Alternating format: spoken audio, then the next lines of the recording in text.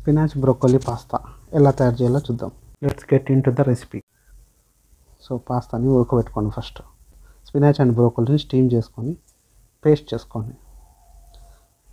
Paste చేసుకున్నాక ఒక pan తీసుకొని కొంచెం బటర్ వేసుకోండి, బెటర్గా ఉంటుంది. చాప్డ్ గార్లిక్ వేసుకోండి. తర్వాత ఆనియన్ వేసుకో, బీన్స్ వేసుకో. జొన్నలు తినడం కాదు, కొన్ని మొక్కజొన్నలు కూడా వేసుకోండి.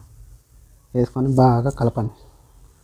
కలిపినాక ఫస్ట్ చేసుకున్న పేస్ట్ ఉంది కదా, స్పినాచ్ బ్రోకోలీ, అది తీసుకొచ్చి ఇందులో వేయండి.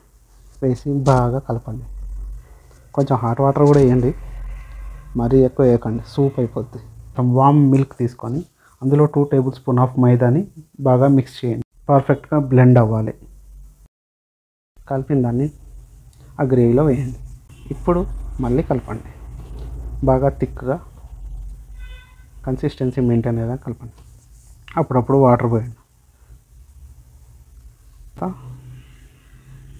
కాస్త ఉప్పు వేసుకోండి. సరిపోకపోతే ఇంకొంచెం వేసుకోండి.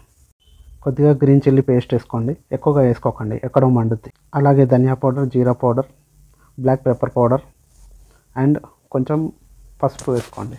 ఈ పసుపు స్టార్టింగ్ వెజిటబుల్స్తో పాటే వేయాలని ఉందా? వేయాలంటే వేసేయి, ఎదవకి భయపడాల్సిన అవసరం లేదు.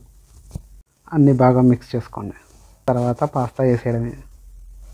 బాయిల్డ్ పాస్తా, పచ్చి పాస్తా వేసారు.